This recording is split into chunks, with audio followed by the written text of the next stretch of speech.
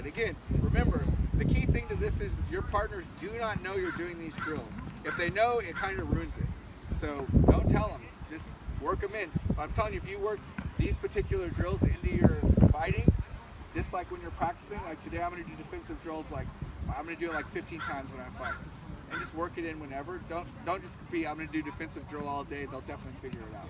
But if you say I'm going to do it 15 different times today, and then really focus on what did I learn from doing defensive drill that day, I wouldn't do them all like, until you're real experienced with them, I wouldn't intermix them all into one day. I would do one day and then really think about what I learned from that. And the next time you go out to fight, be like, okay, I'm going to do 2 shots a day and see what did I really learn from 2 shot. And then, okay, this time I'm going to do inside out. What did I really learn from inside out? Right? That was the hardest part about this, was switching between the drills. Yeah, and that's problematic, but the problem is if I told you all to go do defensive drill, then you would sit there and look at each other all day. And while that might be hilarious for like 3 minutes, it would get boring. So, yeah. What else? I think like specifically these drills, they're a good way to like work in goals. So like if you're doing like, okay, block 3, next time I want to block 4.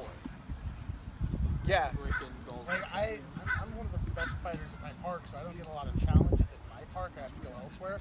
But doing drills like this, where I'm kind of hampering myself, really helps. Yeah, it's a good way to work on smaller things instead of the grander things. Just fighting a different game. There's always ways to learn to teach yourself. A lot of people will tell me I don't have anyone good to fight, and you're just limiting yourself, right? There are ways to learn from people no matter who you're fighting. You just have to figure out how to do it, right? And the best way really is to teach them to get better. That's one, but I mean, really, you can do drills like this. You can limit yourself to I can only kill them with this shot. You know, for a while, I wouldn't do it over and over again because it would just demoralize people. It would be kind of rude. But, you know, limit yourself to that shot for a while, then switch to a different shot. You can do things like that as well. The other thing that we have done in the dojo is focus on, you can only throw openers that go, you know, port side shoulder. Right? Don't tell Noah. You can only go openers that go board side shoulder, then you can work off of that. I can only go openers that go shield side shoulder and work off of that, or sword side shoulder, work off of that. I can only go, you know, things that end in sword side hip. So you might throw an opener that goes somewhere else, but it ends in sword side hip. Or I can only go things that end in shield side hip. You know, just various things that teach you to throw at all 4 quadrants, so that you learn to throw that way. I mean, there's all this kind of drilling. There's obviously all kinds of things you can do with it because you have all kinds of willing participants and they don't even know it. That's the really good thing about it, right? So you can make up any number of ways to drill that way. It's just a matter of teaching yourself how to do things, right? Real quick before I forget, just because I don't think we talked about it, when we're making our micro movements, obviously when we really want to make a closing motion, and I've talked about it a lot this weekend, so that's why I think I might have forgot it in this class, you want to end up, before you make your big lunge, with your toe almost touching your heel. Because look, if I'm like this and I want to hit wrist, and I have this much to go, and look, that's a terrible position to end up in. Look, I'm on my knee, my knee's heavy, I have nowhere to move, I'm stuck, right? This is very bad for me. I love it. You want me to do that for you all the time? Yes. Okay, fine. But if I like, Still killing it. if I step to right here, look, we're about the same range, right? I can get a good step, throw at something, even a terrible shot like this, right, and I can still get out of that situation and keep my defense in good position. My weight's not compromised, right? Everything's about keeping like in this like 60-40-ish kind of range. Some people say 50-50, about that, but just so you can always move. Anytime that you end up too heavy on your front foot or too heavy on your back foot, it's problematic for you, right? I'm not saying you can never do it. I'm just saying be aware when you do it that you're stuck for a little bit. So avoid doing it in general. I have a question, kind of unrelated, but do you have any tips for like getting in, like closing on someone who doesn't want to be closed on and doesn't want to close on you and is just like backing away or whatever? Yeah, and I'm sorry we didn't get to it. Again, our time is kind of a little bit short, but if Royce really just wants to backpedal on me and I really want him to come to me, what I'll do is I'll step towards him a couple times and I might even make a big lunchy motion towards him. And then, like he really wants to throw at me, he's itching to throw at me right now. I already can tell. So then what I'll do is, I'll shift back. And you know what, this magical thing happens. They change their mind and they decide that they want to aggress on you. They're like, I was gonna hit. I'm sure I want to hit, but I can't hit from here, so they'll aggress. And then you step back again. And it goes back to letting them close on you, right?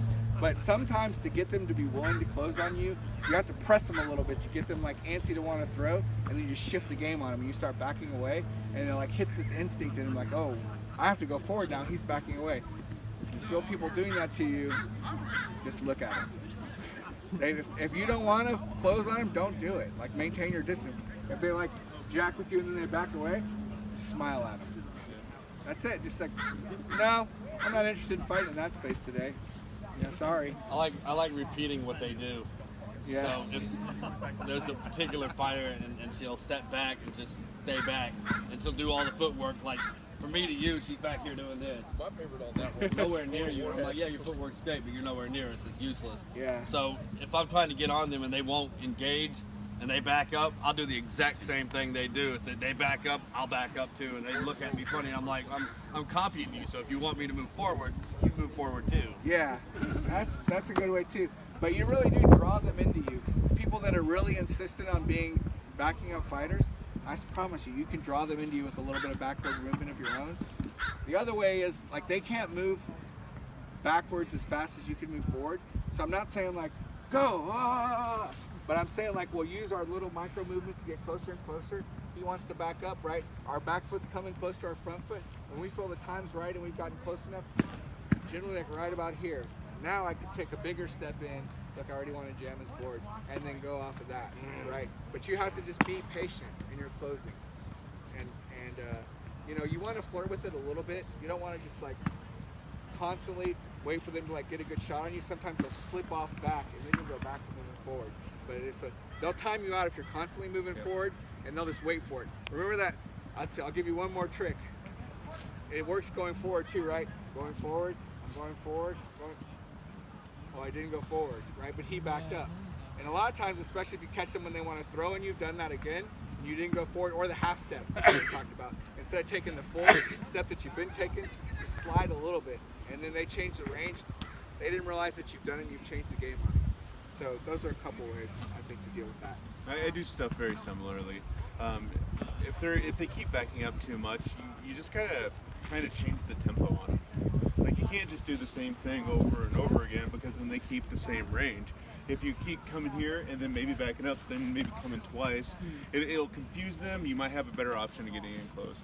Sometimes if they're too insistent on backing up and he just keeps coming, I'll just be more stubborn than them. Because the fight's not going to happen unless, you know, we both want to do it. So. Yes, we both come to fight. Yeah. If you want to keep backing up, then back up to your car and drive away. There are other people here who want to fight me. Sliding your back foot forward too. Most people don't notice that. So if you're here, they realize, well, he only has certain range. They're not watching when you slide that back foot forward. Your range is further than they realize, so they might not back up as much as they normally would. Right, exactly right. And remember, all this plays off of lateral movement. There we were kind of moving just straight forward and back. For me, I try to step off center a lot of the time, right? Remember, I like would trail my sword behind to be inside that inside lane. You want to start doing tricks like that with your movement where you move, but you shift your sword to a location where you're at an advantage. Those are the kind of things you really want to look for. And again, as a reminder, we pay attention to things like people raising up and moving because their shoulder raises up, right? We want to catch people in transitions, right? So even with the insistent backpedalers, like if I catch him, I rocker step him once, right? He moves back. Now I've slid my foot up and he's rockered. Now I can move far forward. You can't look at him. He's stumbling, right? That's a very good situation you wanted. And then the last very important thing is we never throw shots. We almost never throw shots until our foot hits the ground, right? Because the problem with it, like say I'm throwing a combo at him, right? And I really want that board side hip, which is a very good shot on lefties, by the way. You should be throwing a lot more than you are. But if I really want it, and I throw this setup shot, and then he steps back, and I'm closing on him, and I throw it here, right? I have very little chance of that shot ever doing anything useful. I can't use my body to do any of the shot. I'm using only my arm, and I'm at a range where I'm just stuck in the air. Right here, if I throw that same setup, I'll slide my back foot up as I throw the setup, right? Because I know he's insistent on backing up. He backs up, go ahead. And then I step here. As soon as this foot lands, then I can move into throwing my shot. And look, I move back into a good, well-balanced position off center. So in general, time your throw. It's not like this. It's not, right? That's bad. It's more like here, and then you can throw like, you're already in the motion, your body's coming forward, but you can throw. And the very, very, very good thing about this is this. And this is a little advanced to learn how to do, but it's not hard to understand. It's just you have to get used to doing it. Remember, we're kind of going for this board side hip, right? Maybe he's aware of that now. So we throw our opener, and we twitch board side hip, right? When our foot lands. So we throw in our opener, go ahead and step back. We step and follow, boom. And then that happens, right? Now, we're going to change our mind because he's moved to block that. Because we've waited till our foot lands, we can now change our mind and we can go back out here, right? Or we can go inside of here. But if we're throwing in the air, we give ourselves no time to change our mind. Generally, when I go to throw something, I have 3 options. And right when my foot lands, I decipher, like, and trust me, it has to be fast, but you get used to it. You just go, oh, that's what I'm gonna do because his board did this, or I see that he's over leaning this way, right? So you don't just commit fully. As you get better to one solution to a problem, you have multiple avenues to go. Any other questions? That was a good question. Very good question. Anything else? Are we done, or do we have a little bit more time? We got about 5 minutes. 5 minutes. Okay. I think, what else do you want to talk about? Are we pretty much done? Yeah, I think we've covered pretty much all the materials. All right, I think we've covered what we really want to talk about. If you want to stick around for a while, you can. If you want to drill some more, I highly recommend it.